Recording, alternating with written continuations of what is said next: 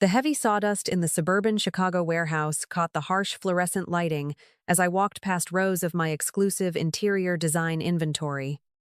Arthur did not offer his usual morning greeting or hand me a coffee when I stepped into the cramped concrete supervisor office. He simply slid a thick stack of outbound shipping manifests across his scarred metal desk and tapped the top page with a calloused finger. "You really need to look at this right now," he murmured, keeping his voice flat and perfectly devoid of any pity. I picked up the heavy clipboard, noting the delivery address was completely blank, while the authorization line bore a crude forgery of my signature. Before I could ask who had approved the release of a custom dining set meant for a Gold Coast client, Arthur clicked his mouse. The security monitor flickered slightly before displaying a high-resolution feed of an unmarked box truck backed up to the primary dock doors. I leaned closer and watched a familiar figure in a tailored winter coat directing two warehouse workers to load my most expensive bespoke pieces. It was Harrison standing out there with absolute arrogant confidence while handing over the exact assets I had spent grueling months sourcing from Italy. A dark-haired woman stood right beside my husband, holding a rolled architectural blueprint that she kept tapping against her thigh with casual authority. They were not holding hands or stealing passionate kisses in the cold shadows of the loading dock like a pair of careless, cheating teenagers. The way she ran her fingers along the edge of the paper and the way he leaned down to listen showed a terrifying shared ownership. Watching him smoothly forge my name on that clipboard to steal $80,000 of luxury goods made the entire ugly reality snap into absolute focus. Betrayal does not always begin with tangled bedsheets because seeing him seamlessly siphon my business capital to fund her project felt far more intimate. He was not simply sleeping with another woman in some cheap downtown hotel during his supposed late-night restaurant supply runs.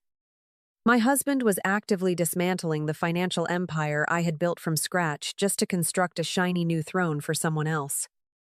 I set the falsified manifest back onto the metal desk and calmly thanked Arthur for keeping his eyes open when mine had been completely shut. The freezing Chicago afternoon wind hit my face the moment I stepped out of the warehouse, but my chest felt remarkably hollow instead of shattered. I did not shed a single tear sitting in the driver's seat of my car because crying is a useless luxury reserved for broken people. My brain instantly bypassed all standard stages of grief and locked into a cold, surgical survival mode that left no room for emotional collapse.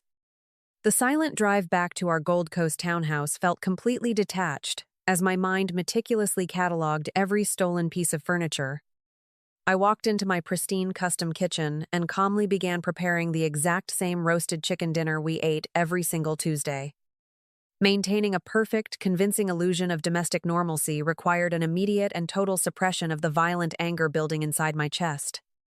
I chopped fresh vegetables with mechanical precision while actively listening to the heavy garage door open, right on his usual, predictable evening schedule. Harrison stepped into the bright kitchen and immediately loosened his expensive silk tie with a heavy theatrical sigh of pure manufactured exhaustion. He leaned down to press a familiar warm kiss against my cheek before pouring himself a large, heavy glass of expensive red wine.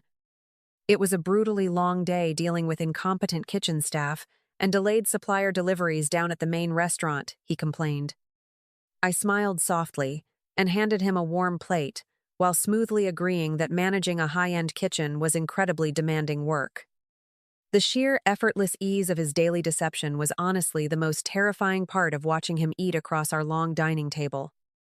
He recounted completely fabricated frustrations about missing inventory while casually swallowing the very food paid for by the business he was secretly draining. There was absolutely no guilt flickering behind his dark eyes or a single physical micro-expression betraying his massive, hidden second life. I poured myself a glass of cold water and played the supportive wife role with a chilling new level of absolute theatrical accuracy. The exact moment his breathing shifted into the deep rhythmic pattern of heavy sleep, I slipped quietly out of our dark master bedroom. I took my encrypted laptop down to the silent home office and immediately sent a highly secure digital message to Dominic Reed. Dominic was a brilliant forensic accountant who specialized in dissecting complex financial matrices and tracing hidden liquid assets across the entire state. I uploaded clean copies of our joint savings accounts and gave him a clear professional directive to hunt for any systemic financial bleeding. My phone vibrated violently against the cold marble kitchen island just before 7 o'clock the following morning, while I made strong, dark espresso.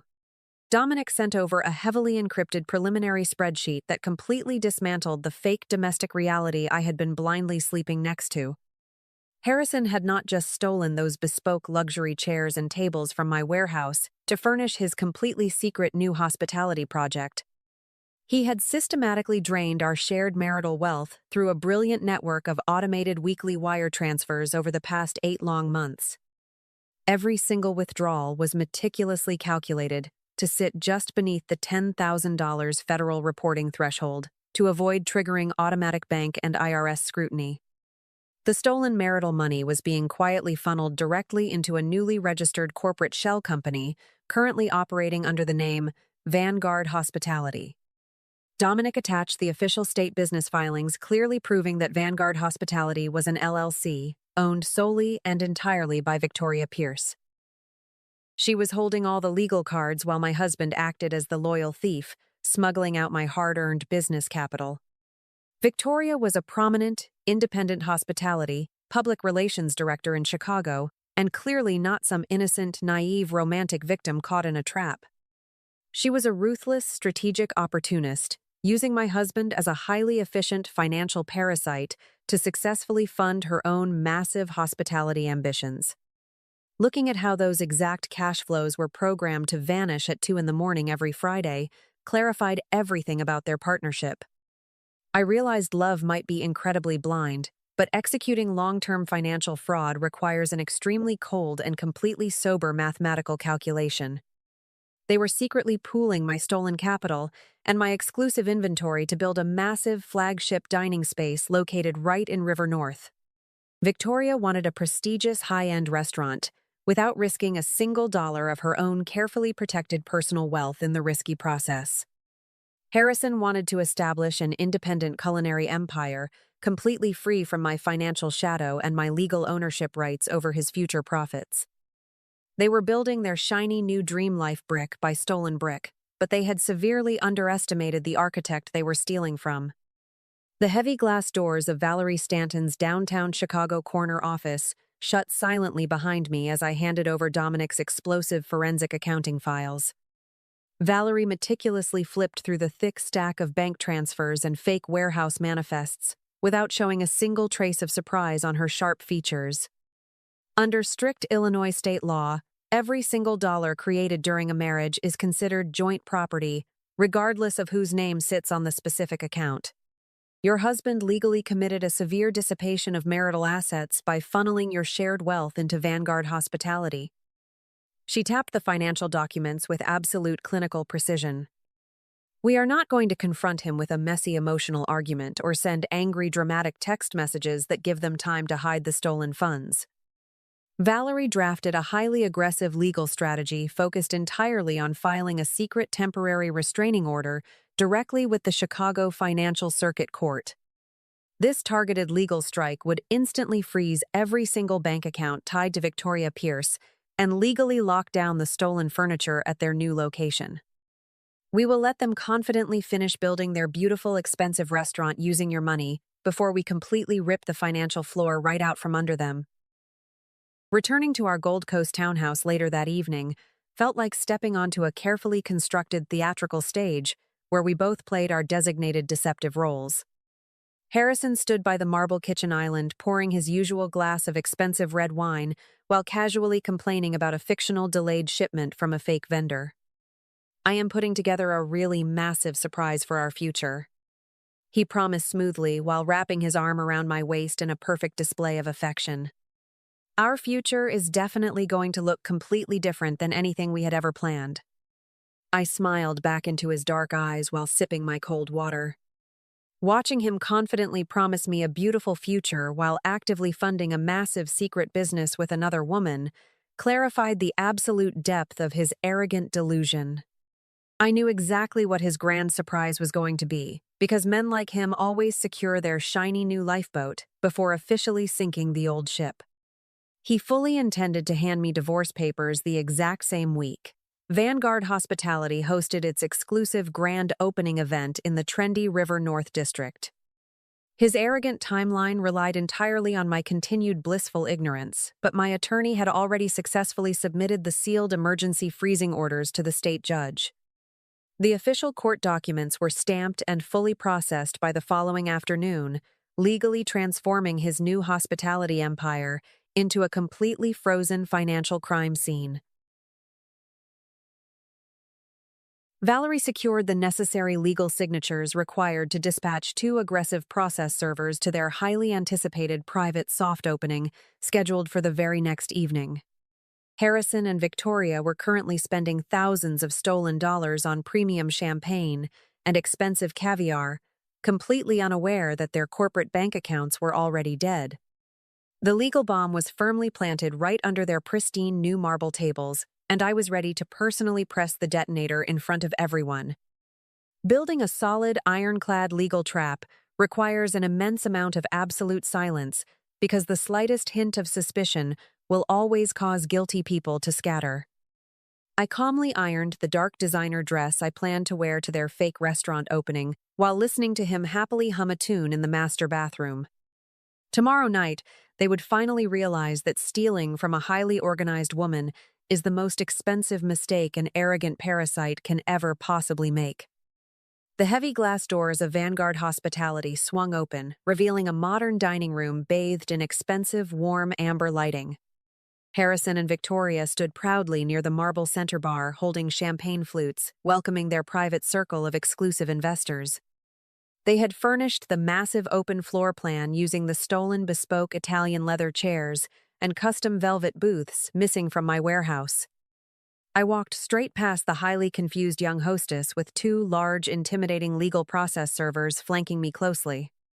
Harrison immediately dropped his charming professional smile the exact second he noticed me marching confidently across the imported hardwood floor. Victoria aggressively stepped forward, attempting to block my path while forcefully projecting the false, indignant authority of a legitimate business owner. "What the hell are you doing crashing my private soft opening event tonight?" Victoria hissed defensively while tightly gripping her expensive crystal glass. I ignored her fake outrage completely and dropped the massive stack of stamped court documents directly onto the smooth, monolithic marble table. The heavy slap of those legal papers hitting the polished stone echoed sharply through the quiet room like a cold blade cutting their lies. I personally sourced this exact custom dining table from Italy, and it retails for exactly $45,000 to my exclusive Gold Coast interior design clients. Your corporate bank accounts were completely frozen by an Illinois state judge 2 hours ago for receiving massive amounts of fraudulently conveyed marital property. I kept my voice incredibly low and perfectly steady while watching the arrogant color rapidly drain out of her previously flawless face. Victoria desperately tried to regain her dominant public relations persona by loudly insisting she was the absolute sole legal owner of Vanguard Hospitality. The detailed forensic accounting report attached to that folder clearly traces every single stolen dollar directly from my bank accounts into your fraudulent LLC. The arrogant PR director suddenly went completely silent when she frantically flipped to the highlighted page, showing exactly how easily my accountant tracked her theft. Watching her violently trembling hands struggle to hold those undeniable bank records proved that stolen money buys absolutely zero real permanent security. Harrison stepped forward, trying to pull me toward the dark hallway, while desperately whispering that we could solve this massive misunderstanding quietly. "This is just an independent financial investment for our shared future, and you are making a massive public mistake," he pleaded frantically. "You used my private company inventory and drained our joint marital savings to fund a secret vanity project for your mistress." I stepped back, disgusted. The 2 silent process servers immediately moved forward shoulder to shoulder, forming a solid physical wall to completely block his aggressive approach. This massive temporary restraining order effectively bankrupts Vanguard Hospitality before you can even serve your very first luxury appetizer to a wealthy customer. She looked completely devastated, staring blindly at the official court seal, proving her massive new hospitality empire was legally dead before it officially opened. The wealthy private investors who had gathered around the expensive bar began quietly setting down their crystal glasses and whispering frantically amongst themselves. The elite crowd was witnessing the highly anticipated soft opening of a premier Chicago restaurant instantly morph into a brutal financial crime scene. Harrison desperately tried to apologize to the confused crowd, while nervous sweat visibly ruined the crisp collar of his custom-tailored designer suit. "You are completely destroying everything I have worked so hard to build over the last 8 months," Harrison yelled desperately across the silent room. "You never built a beautiful future for us. You just selfishly dug a massive financial grave behind my back." I stared directly into his panicked eyes. "I am simply standing here tonight to calmly throw the final load of heavy legal dirt directly onto the coffin you arrogantly built yourself."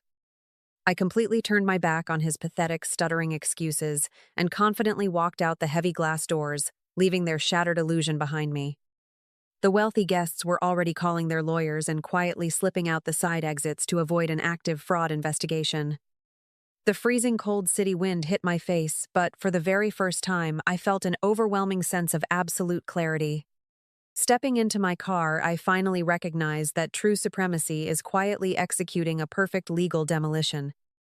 The aggressive civil lawsuit Valerie filed officially stripped Harrison of his remaining restaurant shares to satisfy his massive court-ordered financial restitution. He currently lives in a cheap suburban apartment heavily burdened by extreme legal debt, while desperately begging his former culinary contacts for basic line cook shifts. Victoria faced brutal civil fraud charges that permanently destroyed her elite public relations career and forced Vanguard Hospitality into immediate catastrophic bankruptcy. Watching the bank physically repossess those bespoke Italian chairs from their permanently locked building proved that empires built on stolen capital always collapse. I promoted Arthur to my chief operating officer because the loyal man who spotted the initial warehouse theft truly deserved to help manage my future. "We are going to aggressively expand our luxury inventory across the entire Midwest region," I told him, while signing his highly lucrative new employment contract. I sat peacefully in my pristine Gold Coast studio this morning, sipping a perfectly pulled espresso while reviewing exciting new high-net-worth design projects. The air in my beautiful workspace felt incredibly light and completely clean without the heavy, suffocating presence of an arrogant parasite draining my daily energy. True supremacy is not about screaming your ultimate victory from the rooftops, but rather sitting in absolute quiet comfort, knowing you completely protected your kingdom. Thank you so much for listening to my story today, because sharing these heavy experiences helps us recognize our own incredible hidden internal strength. My absolute peace right now is proof that completely clearing out toxic elements ultimately allows your beautiful life to finally bloom. Please leave a comment telling me exactly where you are watching from today, and subscribe to the channel for more honest, grounded stories. Thank you for listening to my journey today, because finding true peace after clearing out those toxic elements proves your beautiful life can finally bloom. Please leave a comment letting me know exactly where you are watching this from. Subscribe to the channel for more honest, grounded, real stories.